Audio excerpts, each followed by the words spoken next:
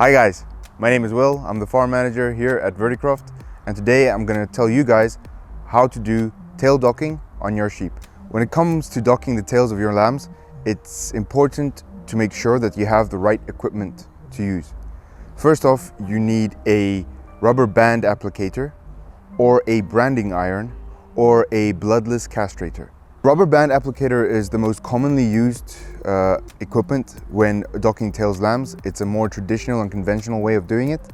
For the most part, it's important that when you apply the rubber band to the tail, that you apply it to the second or third palpable vertebrae on the tail. When it comes to docking the tails on your lambs, it's important to remember not to do it too early and even not to do it too late. So my best advice would be that you dock the tails after 5 days of birth and before 2 weeks of age. When you're doing tail docking on your ewe lambs, you should make sure that the length of the tail covers the entire vulva until the tip, and at the point of the tip is where you would apply your rubber band to dock the tail. For ram lambs, you can dock the tail 1 or 2 vertebrae higher, as they don't have any reproductive organs in this area that need to be covered. You can start docking the tails of your animals shortly after birth.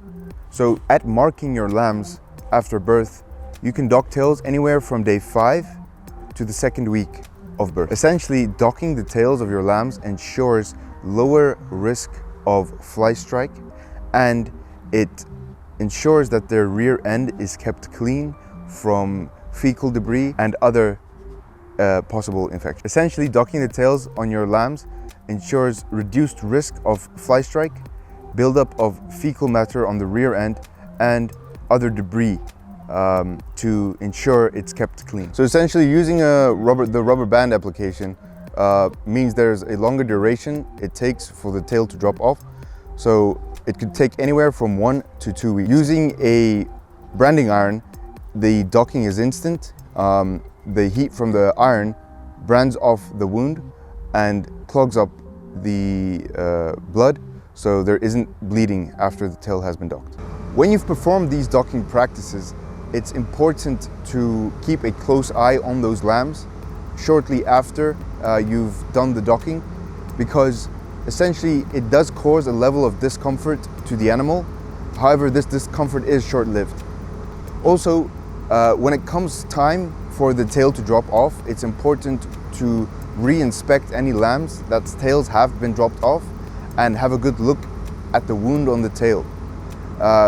It's important to look at the wound on the tail because you have to reapply either disinfectant or some topical spray to eliminate any chances of further fly strike or bacterial infections. All right guys, that's it for me. I hope this video was useful to you.